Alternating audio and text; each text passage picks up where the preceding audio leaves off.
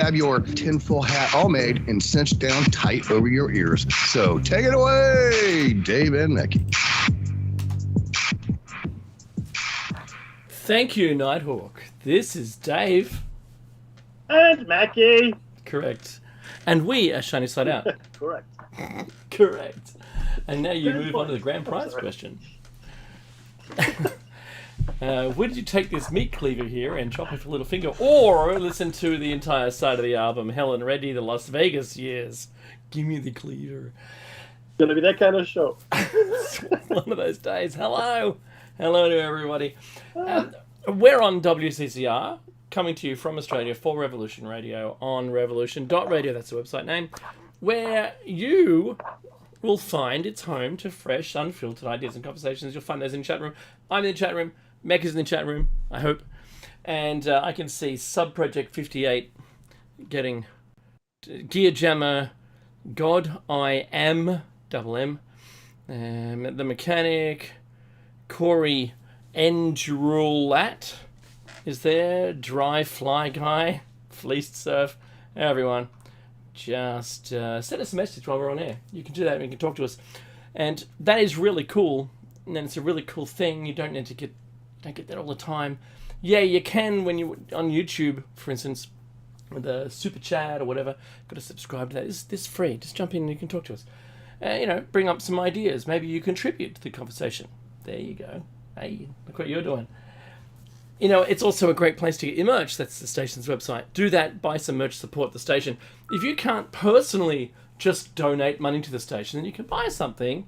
It works out good for everyone. You get something, the station gets something.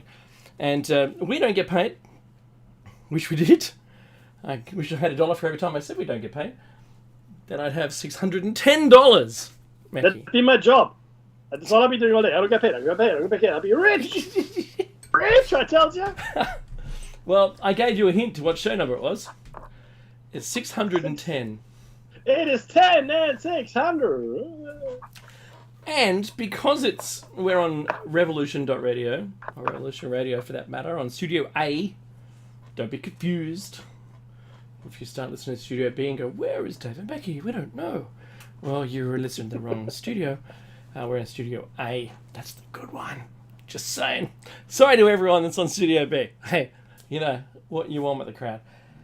Now, what's funny is, Becky, that, the people can catch us on air, online, and anywhere on your smart device. So grab an app to listen anywhere, or sit at home and comfortably listen to a Grace tabletop digital radio on your porch, sipping a cup of tea or coffee or gin. I don't care what you do. Whatever, as long as you don't do any of those to excess. If you missed Solaris's show, now Solaris Blue Raven comes on before us. If you missed her show, her special guest tonight was Renee Colston, and they were talking about partnership for planetary healing. My goodness, don't I wish, Mackie, if we could jump forward, 10,000 years, when we finally got this planet together and all aligned. Yeah. That would be nice. That's imaginary. It's never going to happen. No two groups can ever put aside their differences and believe that each other are correct. That's it. It's never going to happen. Good luck with that. I think even going to Mars, even if we flew everyone who agreed that Mars was a good place to go to, and that agreed that when you would get there, it's all going to be under a specific style of government, like you even sign something to say that that's what you agreed to. When you get there, there's going to be disputes. There'll be a dispute. That's not what I signed up for. Yeah, it is. And I actually got a signature here. Have a look. Yeah, good luck. So you can either just walk outside and think it up to yourself, right? Go for a little walk. Yeah, do that. No, without your personal life support with you. Yeah, just go for a walk. It seemed to be good for the Eskimos. They would send their infirm outside. And if they couldn't find their way back, good luck with that.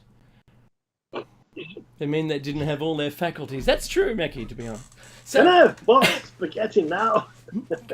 He's not coming back. well, if Biden left the igloo, yeah, he's not coming back. He won't know where it is. So, it's free that I think that that's what happened.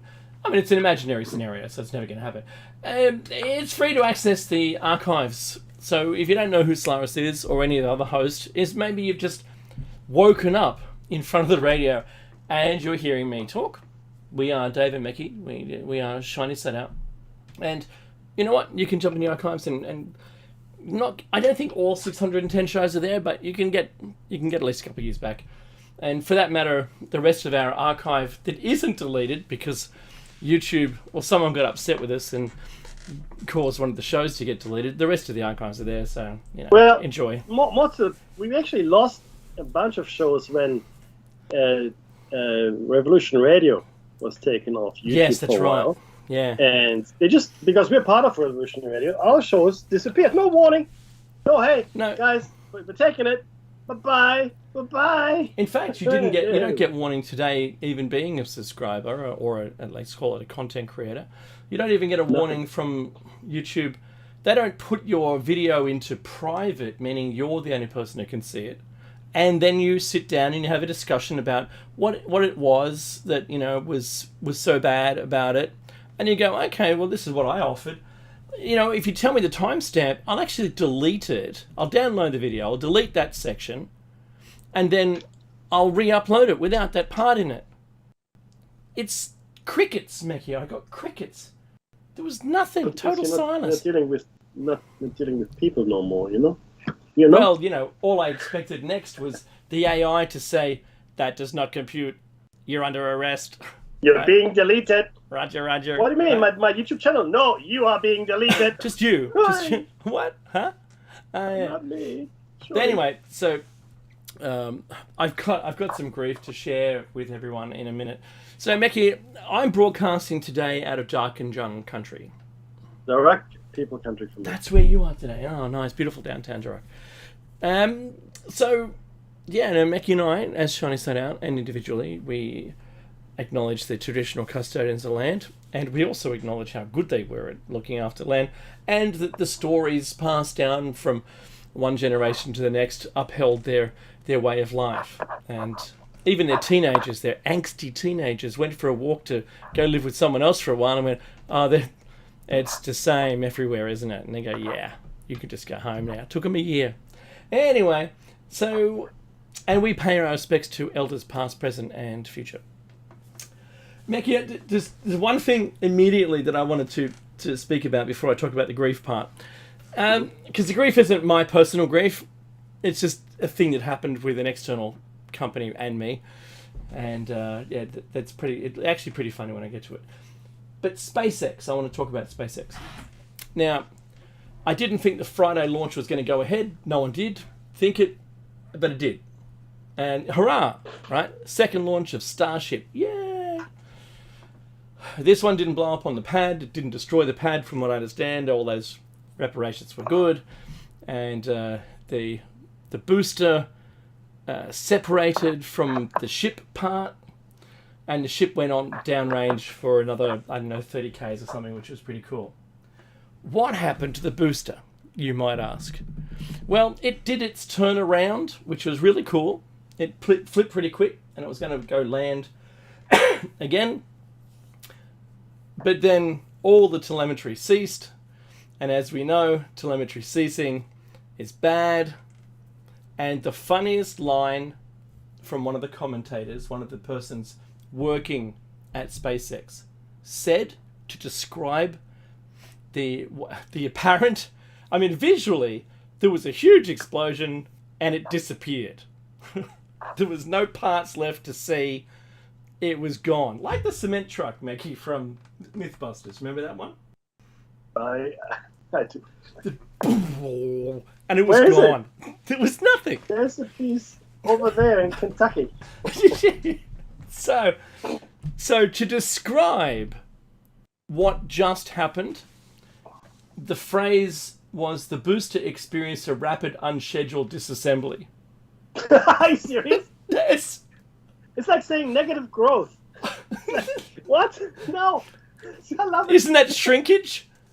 No, negative yes. growth. No, Negative it's not. growth is actually no. It is. It's growth in the other direction. That's what it is. It's shrinking. So, but it doesn't sound good in economic terms. So they're no longer talking about losing money. They're talking about negative growth, which is completely insane. It's right. Like when we started calling, what do we call it? When people started getting made redundant, value capture. That's what value capture. That's right. Isn't that something dividends? I forget what it's called. Dividends. Something dividends. that was what our budgie smuggling ex-PM said. He said, Mr. Abbott. Yeah, Mr. Abbott.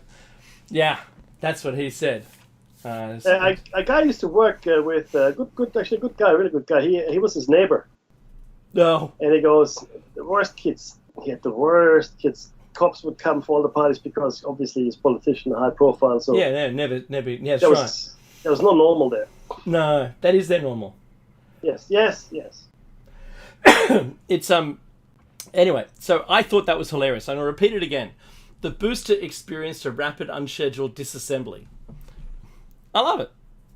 That's the best description I've ever heard. In fact, I replayed it a couple of times just so I could hear it again. It is not inaccurate. No. That's absolutely true. It's the same. It's the same thing as when someone would say, in once again another fictional scenario where someone was falling from a building and hit the ground. I say it was a concrete pavement.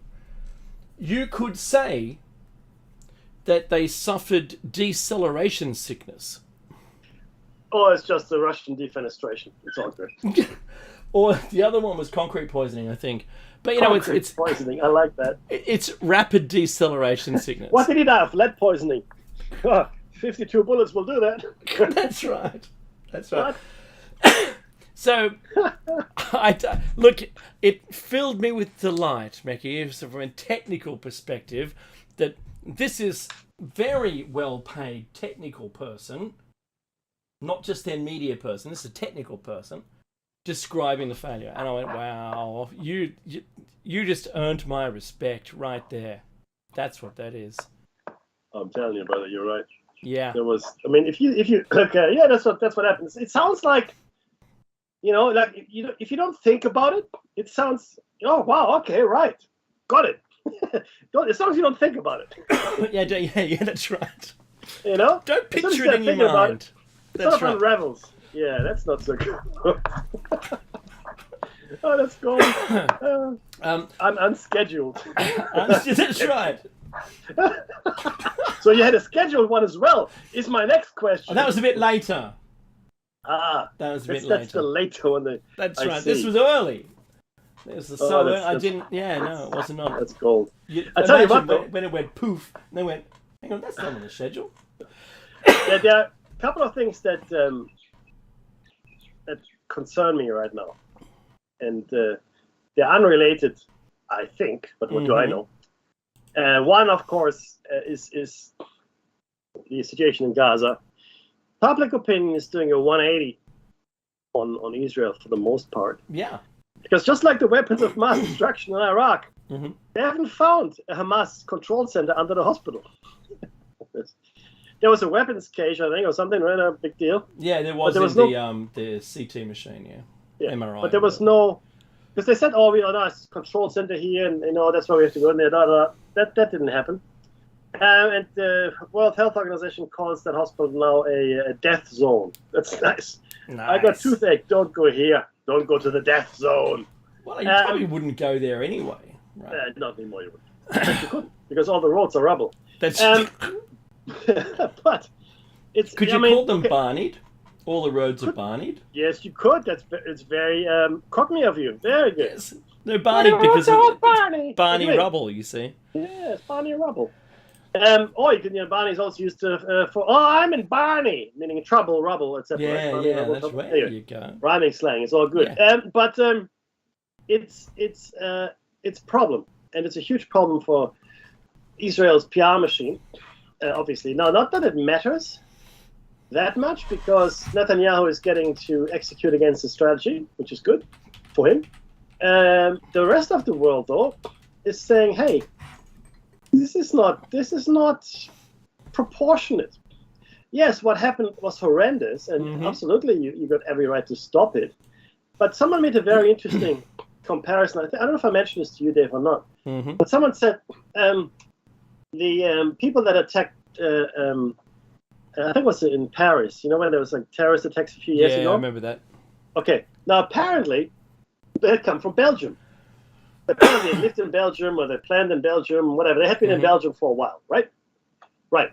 So they came from Belgium into France to commit those acts of terror.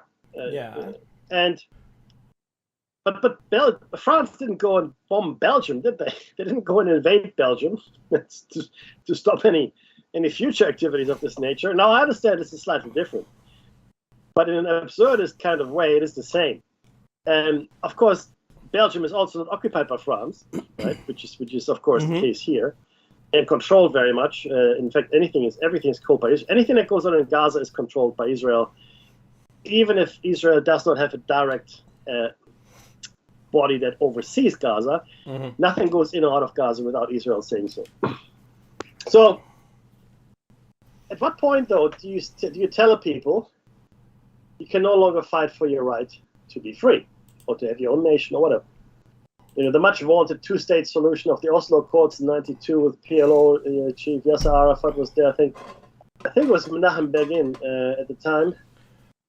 It could be Yitzhak Rabin, I can't remember. But the point is, that never happened. Not really, kind of, right? And because Gaza was never really a Palestinian nation which was independent, but always Israel would control what goes on in Gaza, it would leave the Palestinians fairly impotent to determine their own fate. Well, they did release that in 2002. And it took a little while for the Gazans I'm going to call them Gazans, the Palestinians, to be run effectively. But still, that's a very limited thing. They didn't have air. There you go. Right? Yeah, I recognize the difficulties around it. And maybe I understand a little of the situation and where it could go from here, right? I'm not saying this is what's on paper, but, you know, as the WEF has, you know, drawn up the future for every living person on the planet, right? There's got to be some kind of agenda here now. And Mekki, the other point I want to make here is that the ambulance chasing, you know, plight of the people reporting that we've been seeing from around the world, you're right, it doesn't support Israel. No, you're right. That evaporated, that support. And yeah, pretty quickly when the numbers got pretty high. I know. I absolutely support Israel's right to exist, 100%. No doubt whatsoever. Yeah. Absolutely. But it can't be at the cost of another people. See, there's this psychological scenario, or not just psychological. In social sciences, there's this scenario where two scenarios. One, there's this train coming down the road, and you're at the switch, and on one track there's three people. That's right. And on another track there's only one person. Yep. Now this is actually a real test. Yeah. For a personality trait. Yep. Yeah. Now this scenario gets more complicated the more you know about the people. If you don't know anything about the people, the vast majority of people choose to save three people. It's utilitarian. Right? It's completely utilitarian. That's a normal response. It is. The lesser quantity can die, right? Yeah. But then you start learning about the people. Like this one person on the track is a person that's just about to cure cancer, or you know, saved a building full of on fire, full of orphans, or whatever, right? So it's this amazing person. It doesn't matter. Here. Yeah. Whereas this person is a pedophile, and the other person is just committed tax fraud, and the other guy's a Catholic priest, which is, you know, both rolled into one. Oh, they yeah, that's right. That's trifecta. So what? That's a betting term. So yeah, you would, if you learnt that, then you would then restate your answer to be, take the three people out. They're the bad people and the good person. Let them live. Yeah, exactly. But then but then you learn more. Oh no, he actually isn't that bad. Blah, whatever. You know? So, but the scenario changes, and with it, then you become conflicted because more knowledge doesn't help you at all. And it's really sort of what it's demonstrating that more knowledge doesn't lead to better outcomes, right? It leads to delays and procrastination because you're like, oh, geez, I don't know what to, and all of a sudden, you realize that you're stuck, and you now have to make a decision based on your judgment rather than all the accumulated, information. You've got the information there, but it doesn't really help you. Well, Mickey, I would straight away. I know it doesn't help you, and it doesn't help. It doesn't help your cause by having to make the choice. No, you could even just turn your head and go, I'm not going to look to see what happens. Whatever happens, happens. I'll let them all die. Is there a way to split the card and let them all run over? Get them all to make it run over. Okay, Mr. Olson, please come with us. Do you know what I would do, Mickey? Because I'm a big fan of the Reacher TV series. I would turn into the person Reacher, who just beats into a pulp the person asking me the question, and while I'm mushing their head into the ground or the desk, I would say, "Stop the train." Right? I know it's not an option, and it's the test is all around. You're psychology, like your choice. What choice would you make there, right? You're like James T. Kirk at the Academy when he changed the Kobayashi Maru no-win scenario. He didn't like it. No, I'm serious. That's what happened. In Star Trek lore. He changed it. No. Oh, hang on. You can't win this scenario. I didn't like that, so I changed it. That's right. Now, the second scenario. This is more troubling, more disturbing. If you could save the entire planet and let everybody live in bliss and harmony and peace for eternity, yes, and all you have to do is kill one innocent little baby. Okay. What would you do? Again, a lot of us would be going, oh, jeez, I don't know, but you have to do it. You have to kill it. No, it's got to be me. You can't just say, I can't put that up on Fiverr and have someone else do it. Nope, right? You can't outsource it. I'm not a mob boss. No crowdsourcing for this one. Who says, Nick, dial a murder, 111. No. So, and of course, it's only a thought experiment. However, to be clear, then, to play it properly through, you then have to really put yourself in a situation and go, well, would I? And the answer for most people is no. Probably not. Yeah, that's right. And then it really gets down to the nitty-gritty at that point. So what does it mean to do the most good for most people? Is that really something we should aspire? Is the utilitarian model the best? No. Looks like it isn't. Do you know what the problem is? The people who design the questions. That's the problem. That's the real problem. They're the problem. Kill them all! So this will never happen again. Bunch of pessimists. Observatory! 2 options. What? You kidding me? That's why I'm smashing the dude's head into the desk in my imagination. Wonderful. Sorry, but there's one thing this week that I found deeply troubling, Dave. What's that? Go on. It's like yesterday. This is when you were yesterday old when you discovered yesterday. This. I was going to bed late and I saw the breaking news. By now everybody would have heard about it. Both Sam Altman and his co-founder, I forget his name. Was he co-founded? Yeah, they co-founded OpenAI. Right. Greg Brockman. There you go. Sam Altman and Greg Brockman, the co-founders of OpenAI, which of course we all know produced ChatGPT. That's correct, and spawned many others. Yeah, were fired unanimously by the board. I think there were like 6 people on the board, including those 2, and the other 4 voted to kick them out of their own company. Have them executed? No, we can't do that. Right. That's voided. Gone.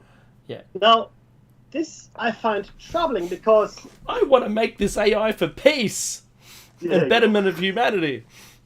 We'll have none of that. Peacemonger. Shut up.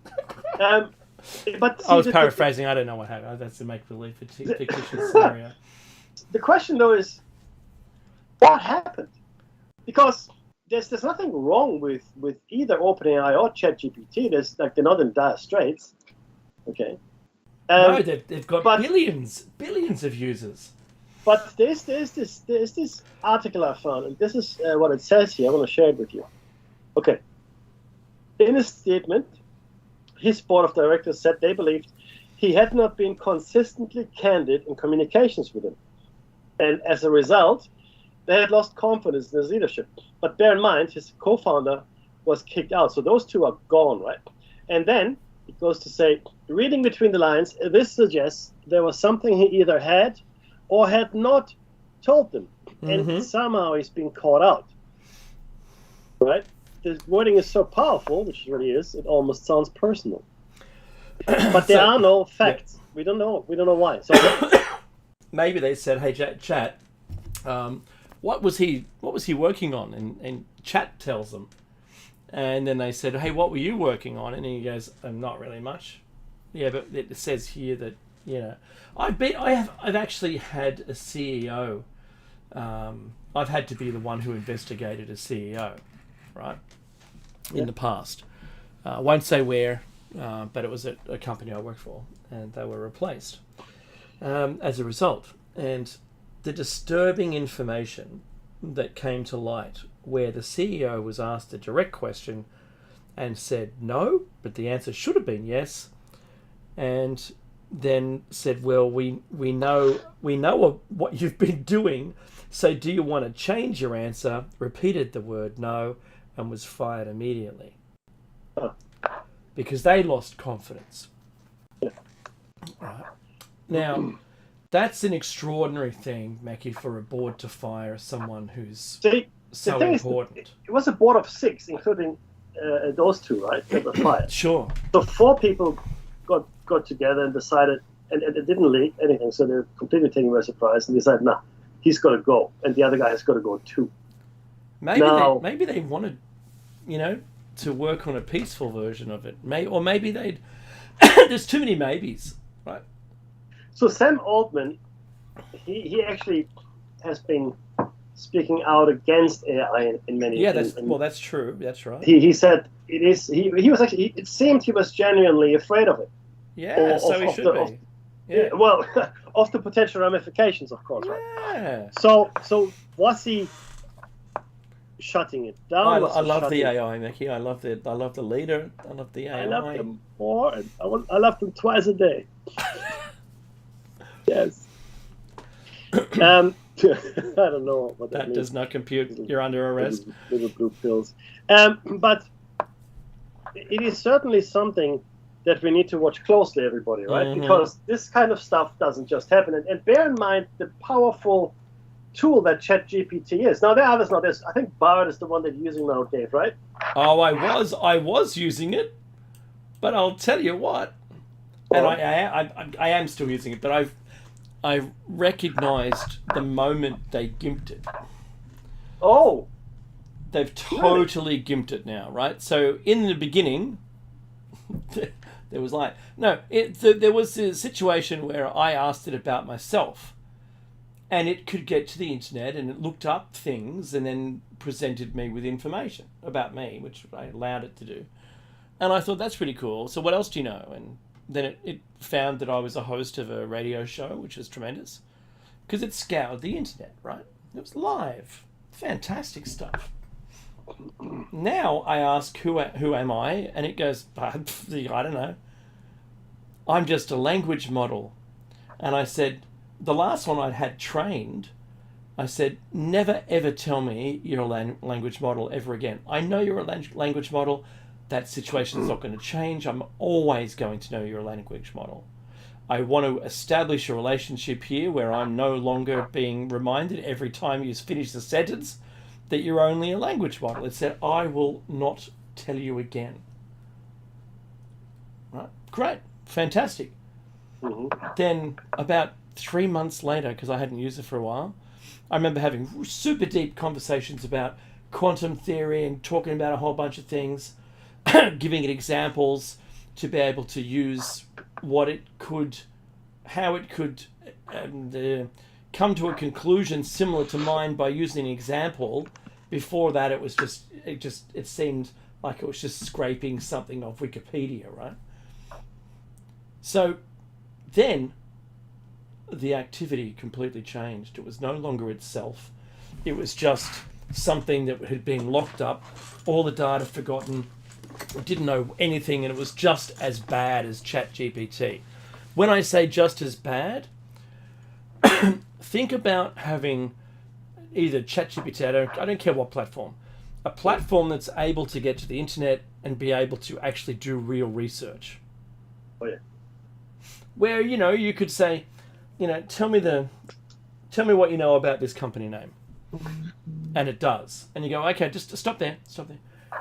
Research it for me and compare its, gross revenue against this other company. And then let me know what you find. And tell me the reason why the difference. And it could go and do that. That's what I want the internet for. I want the internet to end up being one of those holographic companions. That's what I really want. And every time they lock it in, it ends up being Talkie the Toaster from Red Dwarf. Howdy doodly do! I'm Talkie, your happy breakfast companion. Do you want some toast? And you go, no, I don't want any toast. What about a bagel? I don't want a bagel. Right? They've turned it into Talkie the Toaster, and that really annoys me. Because they've cut off everything about it now, and it's useless. There was a guy sitting next to me on the train once, and he was watching what I was typing into Bard and having these great conversations with Bard. And he goes, "So what are you doing?" I go, "I'm arguing about quantum entanglement."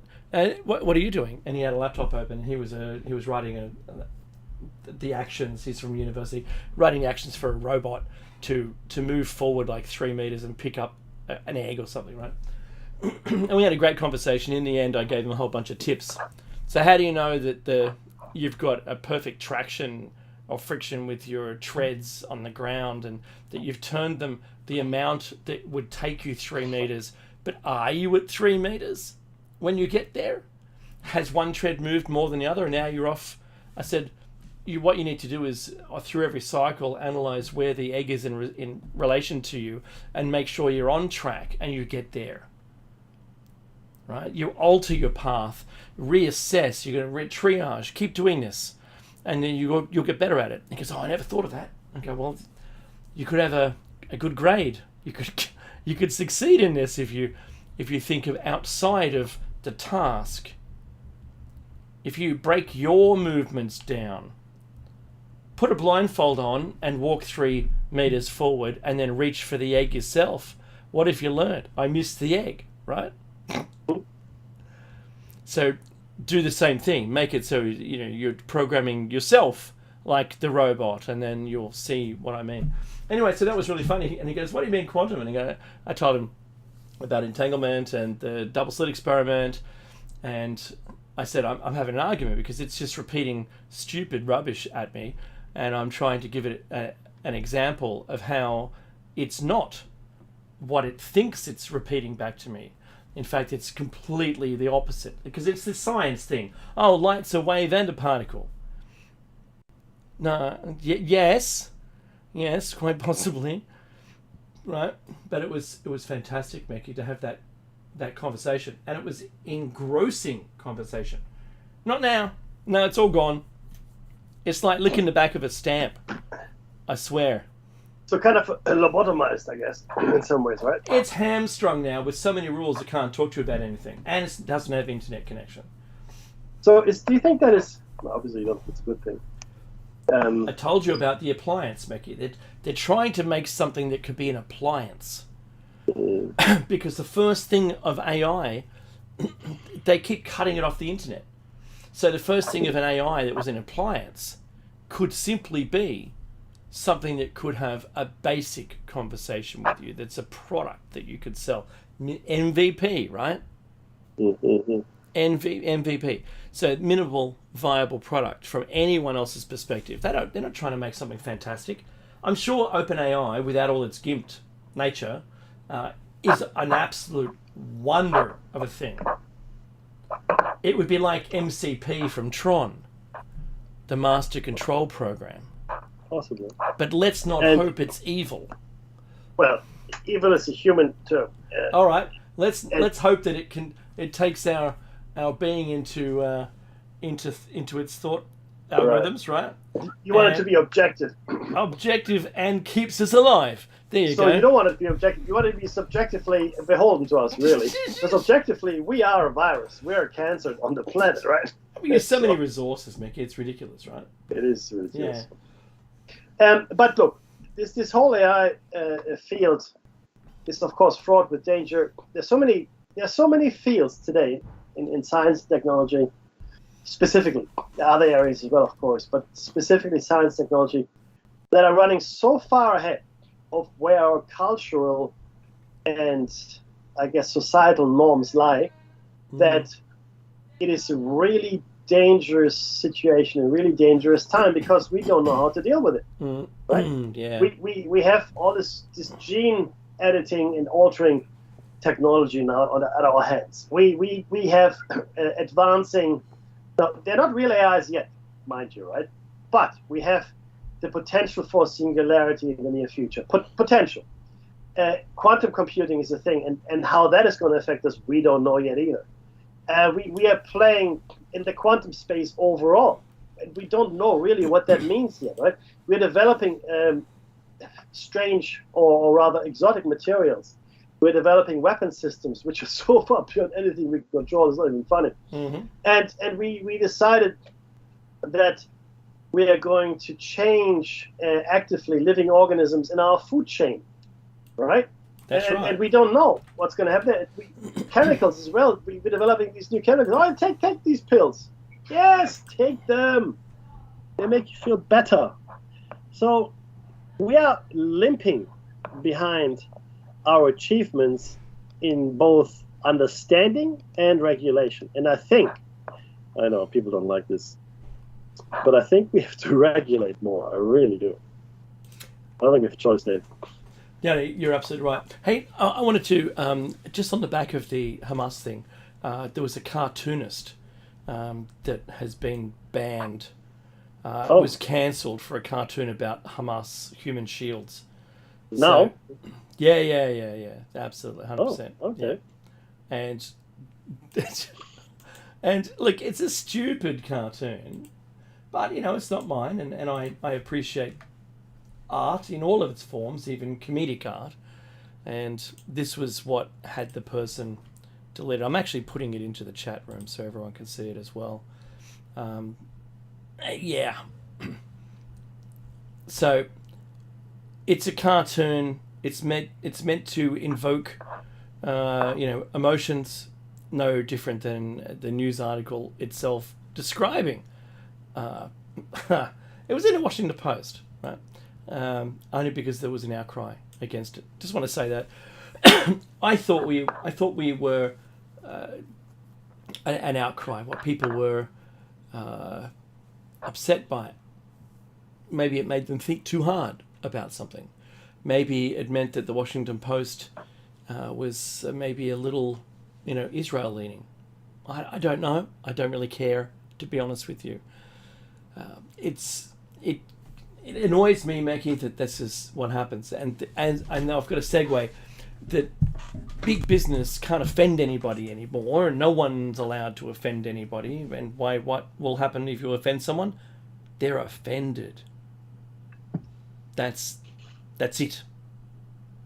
Well, they can feel those emotions, and they can move on with their life. Right. Anyway, so I wanted.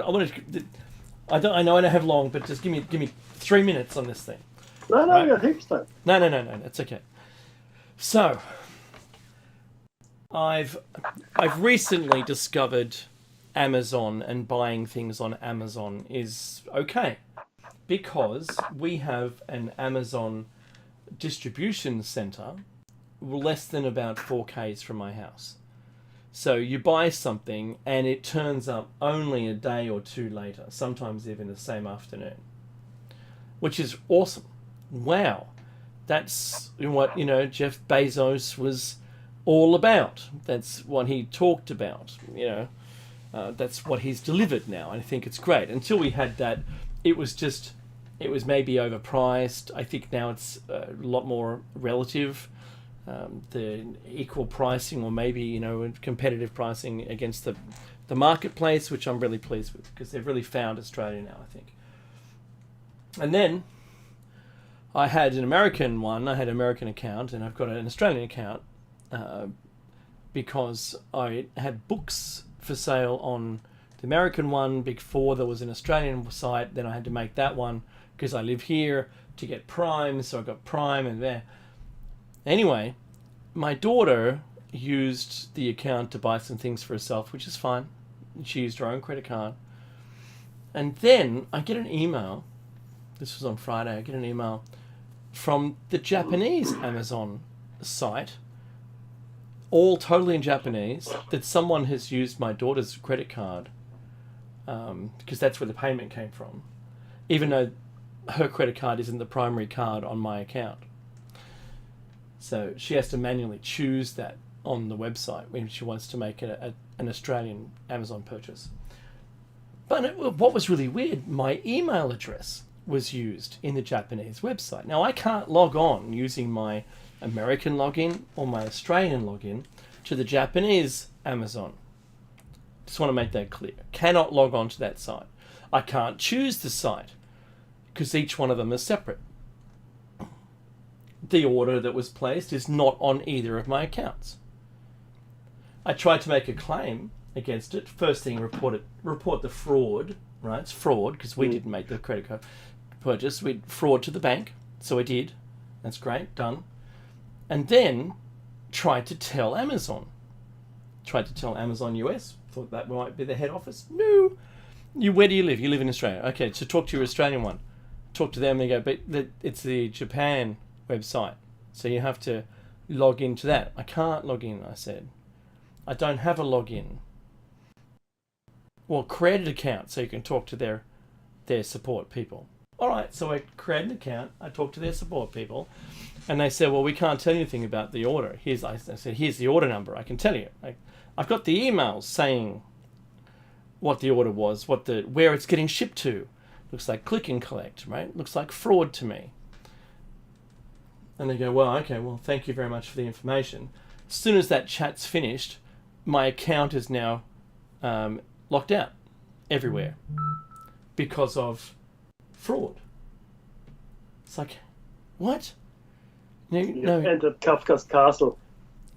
And never shall you leave. Kafka's castle refers to the absurdity of bureaucracy and closed systems, meaning, yes, it's all like the process is there, right? Yeah. There's a process, but if you followed the process, it would be an insane outcome. So okay, so these are this. Okay, we've got the process which you followed. Here it is. Okay. Yep. And okay, you have to do this. Well, I can't do that. Okay. Well, you have to do that. Well, I can't do that either. And then as a consequence, this happens. And within the process, it makes perfect sense, right? It doesn't make any sense to you, but the process is fine. Yeah, that's right. So it's just like our account having on YouTube having videos deleted. Mm-hmm. The process is there, and it works fine, but it doesn't deliver a good outcome. That's right. And that's what happens. So this novel Kafka wrote, Franz Kafka, writer in the late 19th century. He was in bad shape, but he liked to write, and he was Jewish and he had a very odd sense of humor. And he wrote this thing called The Castle. And this is about a guy who gets into this castle, and it is very strange because he never finished the novel either, which doesn't help. But he doesn't get anywhere. It's labyrinthine. It's bizarre. It's Byzantine. It's all things strange, and every page that you read gets you further into confusion.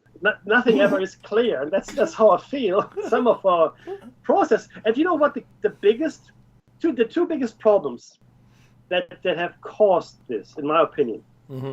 One, we started taking customer service offshore. Oh, That was that's number the one. first thing I was going to mention. Yeah. Okay, because nobody has got any interest to provide you a service. They just want to close the call. Thank you very much. That's what I get paid for, right? And I had a conversation with a person like that, and I go, I don't get paid to solve your problem. I get paid to close calls. Okay? That's right. Thank you for your honesty. And fair enough too, right? There's statistics and all that, and the process works. I mean, you must be a really highly regarded employee. You closed 100 calls today. Wow. Did you help anyone? No, he's not being paid on that. So the system works. His metrics are but- closing. That's right. So that's one, right? That's the one problem. The other problem is actually it's twofold. We are now able to purchase across the globe. Meaning, if you wanted to, because I purchased from Amazon America, Yep. and I also purchased from Amazon Germany, but that's different to the entity in Australia. That's right. So you don't. I don't log into Amazon Australia and then go to the German page. It doesn't work that No, way. you can't do that. Completely separate, right? And so you are now, I guess, forced to deal with all these different entities you purchase from, right? But on top of that, apart from having it moved offshore, we now have put in place processes, efficiency processes, that are scripted, and in some instance completely automated.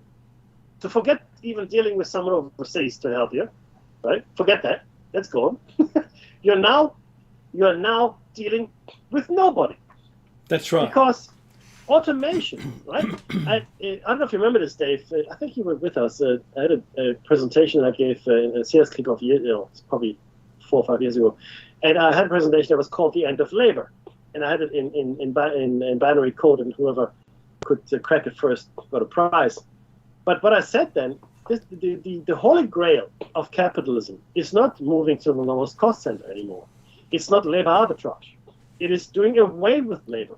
Mm-hmm. And all of our automation efforts, I don't know if you use Blue Prism or whatever automation playbook you use, could be ServiceNow, even Salesforce native, doesn't matter. It has one purpose only. That's right. Right? And the purpose is to get rid of people. That's right. Because you have now scripted. Let me put it this way: if you're chatting online with a chatbot, there's a certain it works on a heuristic principle. Mm-hmm. You know, if you put something in, it'll give you the most likely answer. Just like kind of like ChatGPT, you can talk to it, it can tell you things. That's right, but it won't solve your problem. But it is Boolean and heuristic, meaning it gives you the closest possible measure it can find in the database to whatever you asked. Mm-hmm.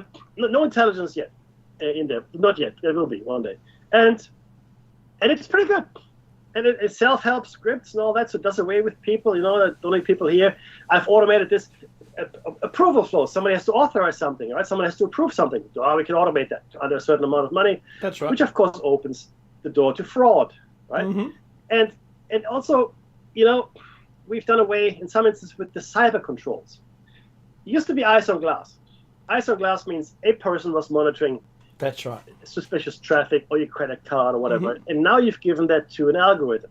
Now the algorithm might not necessarily might not pick it up because yes, it can react faster, but there's still such a thing as human intuition, and something that doesn't look right or feel right, and that only comes with experience. And your brain is a quantum computer, right? It's firing on 5 different synapses. It's not binary. That's right.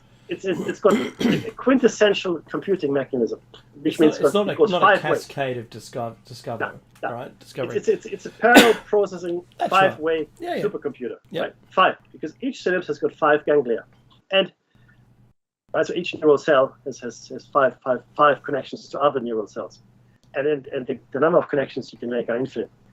But so there's this human element. Right, it's like when you see good AI. It's good AI, graphic. I mean, good graphics, right? Mm-hmm. But you can still see it's not really not there yet, right? As far as the human thing is concerned. I mean, when our show's finished, I'll show you the latest updates. Yeah, please do. Now, the landscapes and so forth, we can now render perfectly. It's just when you put characters in it, you can still tell. Because Becky, the closer you get, it's funny. There's a really funny curve in animating a person, so including facial features and speech and everything. there's a very funny curve from basically hand drawing a stick figure all the way up to AI producing something that looks real. We get to a point where it's like 98%, and then that gap is almost impossible to cross into us 100% believing it's somebody. Deepfakes are really good because it's a person in there doing and saying, right? But no, there's this really weird thing where it gets closer and better and better and better, but getting to the actual final is actually pretty hard. Because it's actually it's called limits. The math behind it is limits, and it's essentially the difference between digitalization and analog signals. You got a digital signal and I got an analog signal. So if you listen to a record, you will listen to everything because the needle picked up the sound vibrations in the room and scratched them into vinyl, let's say. It could be something else, but let's say vinyl, right? So it scratched it in there. So you will hear every natural sound the way it vibrated. That's what you will hear in playback. In a digital signal, you will hear an approximation, a pretty good approximation. So what the thing is, you get really clear tones and a lot of clarity, but what you don't get it's the depth. It's like using a Leica camera if you're into photography and just a run-of-the-mill other camera, right? With the Leica camera, an expensive one, Hasselblad too, and some others, you get a really good depth of field, meaning you look at the picture, but it's, oh my God, it's so rich and it really has depth to it, right? It just does. That's right, and there's no lens distortion either. Yeah, and if I take a picture on my phone, it just isn't that good. But the point is that you can approximate the natural signal, but you can never get to it. That's what Dave is talking about. Because it's in digital increments, and that's in fact what we're going to talk about in the next hour is the digital reality we live in. Segue. Because on the macro scale that we live on, like here, this world, right, the macro world, let's call it, and analog and digital are miles apart, right? They just are. But if you go into the micro, nano, and quantum worlds, right, that quantization actually happens even to the analog signals. That's right. So our analog signal is not really an analog signal. In reality, it's also a quantized signal, but at such small scales that we can't tell the difference. Yeah, that's right. Hey, Mackie. So my conversation with Amazon ended on this note. I accused them of gross negligence. I said, all you had to do is keep me on the line, and then this is what I'm speaking to a person. I said, it's not against you. Now I can't use your product at all. I mean, you've disabled my ability to use your own product. I can't watch Prime. I can't buy anything. I mean, all you had to do is, hey, what we'll do is send you a password reset, and and set up MFA maybe, right? That's all they had to do. Leave my account open. But no, they've totally misunderstood the entire concept that I was trying to express to them. And now it looks like that it was me that frauded. I don't know. I said, well, how long is this going to take? Oh, you'll get an email in 2 days. Yeah, but when can my account work again? Right? Never. And Fraudster? Fraudster, that's right. So it was so annoying. I've got to tell you that I did want to bring it up here, and I know that they're incapable of fixing the process, Mackie. I just know it. See, but this is what really upsets me. I mean, like, not just what you just told me, but in general, because in reality, a person came up with the process, not God or Mother Nature. Yeah. A person. So anything that person made up, a person can unmake. Sorry, that's the music. And just wait till AI takes over all of our life's woes. But then I'll be happy. I love the AI. I love the AI as well. I love the AI more. We'll be back after the short break, but if you're watching this on YouTube, there's a second channel thing coming up for the next video. And we'll see you then.